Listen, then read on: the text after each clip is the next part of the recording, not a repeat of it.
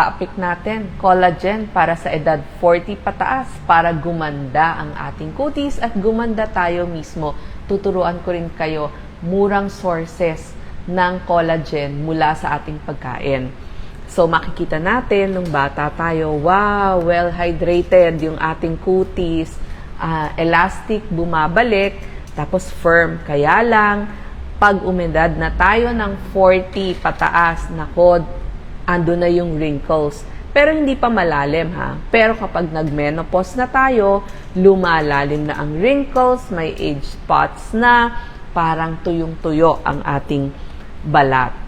So, kailangan natin ng collagen. Ito yung mga protina, di ba? Pag kumain tayo, yung protein na kinain natin, nagiging amino acid, tapos nagugrupo-grupo yan, gumagawa ng helix. Ito yung collagen. At yung collagen na to, nakikita natin sa buong katawan natin. Katulad ng ating balat, mga kasukasuan, buhok, kamay, yung buto doon, butong mura, kasukasuan. So, nandyan sa buong katawan natin. Actually, 5 klase nga yung collagen na nakikita sa ating katawan. Pero syempre, kapag umiidad, nagbe-breakdown na. So, hindi na makagawa gaano yung ating katawan.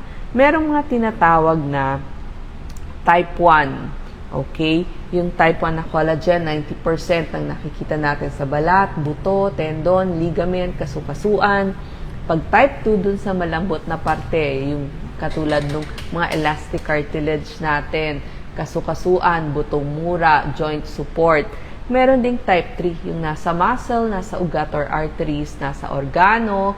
Type 4, ito yung nandun sa ating skin layer, so nasa balat. At yung type 5, ang mga example nito, cornea ng mata, tapos sa balat, sa buhok, dun sa inunan ng bata or dun sa placenta. So ano ba ang nangyayari kapag umidad tayo? Sabi ko nga, kapag umidad, mabilis na mag-breakdown, mas mababang kalidad na ng collagen ang nabubuo, lalo na pag menopause. So, ano yung sintomas kapag mababa na ang level ng collagen? Yung balat natin may wrinkles na. Yan, kulubot. Lumiliit yung muscle, hindi na flexible yung kasukasuan natin. Maramdaman na natin yung sintomas ng rheuma or osteoarthritis. Ito yung sa pag-edad, osteoarthritis. Tapos stiff na, matigas na yung ating kasukasuan. So, yung pagkain, pag kumain tayo kasi ng may collagen, hindi talaga diretso tataas yung collagen natin. Pero kung yung kakainin natin, yung mga ingredients, ayan, kung yung mga kakainin natin, yung ingredients para makagawa ng collagen bilang parte ng healthy diet, di mas makakatulong para sa atin. Ano ba yung mga nakakatulong na part ng healthy diet? Katulad ng mga vitamin C, antioxidant. So, bibigyan ko kayo ng example. Pag sinabing ito yung pinaka nakakatulong ha. Vitamin C, zinc, copper, glycine, tsaka proline mula sa iba't ibang pagkain. Pag vitamin C, ito, ang pinakamataas talaga bayabas. Mga dalandan, kalamansi, pineapple, papaya, medyo mataas din. So, yung ating mga prutas, gulay, marami ang vitamin C. Berries, strawberries, bell peppers, patatas, yan yung mga sources. Kita nyo yung mga broccoli, matataas din yan. Gulay. Proline, amino acid yan, or protina. Ang example ng marami, kabute. Tapos, isda. Yan, repolyo, mani, itlog yung puti ng itlog, karne. Yan yung mga tumutulong. Yung peanuts, maganda din. So, yung peanuts, yung kasoy, nakakatulong yan para mas dumami yung proline natin. Ang next din, yung protein ng glycine. So, glycine, ito yung karne, manok, balat ng pork, tanggalin nyo lang yung taba pag kinain yung pork skin. Yung mga mani ulit, kasoy. Copper, marami sa mga laman dagat natin, may copper. Pero pinakamarami talaga, atay. Atay mataas, shiitake mushroom, nuts and seeds. Pag sinabing nuts, mani, tapos kasoy, buto ng kalabasa, yun ang mga seeds. Berdeng gulay, tokwa, maraming copper. Pagdating naman sa zinc, syempre, yung ating lamang dagat. Oysters, karne, pork, beans, munggo ha, marami. Nuts, broccoli, berdeng dahon, pati gatas. Yan yung mga sources natin. Pati yung manok, pwede rin yan. So, yan yung mga mas kakainin natin para masuporta ang paggawa ng collagen natin. Pagdating kasi sa supplements, kulang pa or wala pang masyadong mga pag-aaral kung nakakatulong or hindi. Kaya hindi ko masasagot yung epekto or benepisyo nito. Total, kakain din naman tayo. Di ba? Di galing na lang dun sa natural foods. Marami naman yung mga murang sources ng collagen.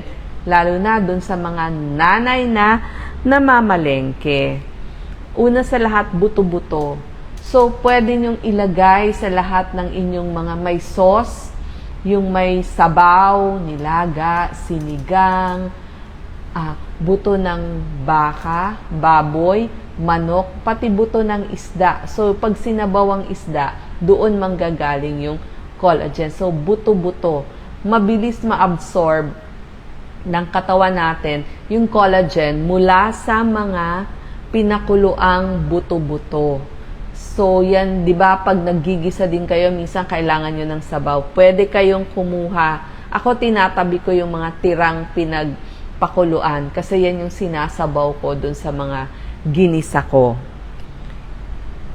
Isda, marami ding collagen. Okay, so ito yung mga buto-buto. Tanggalin nyo lang muna yung mga utak doon. So, kasi nandun sa mismong buto at mga butong mura, yun yung pinagkukunan ng ating collagen. Lalo na yung mga matitigas na parte, yung mga may litid, pag pinakuluan nyo ng pinakuluan, yun, lalabas doon yung collagen.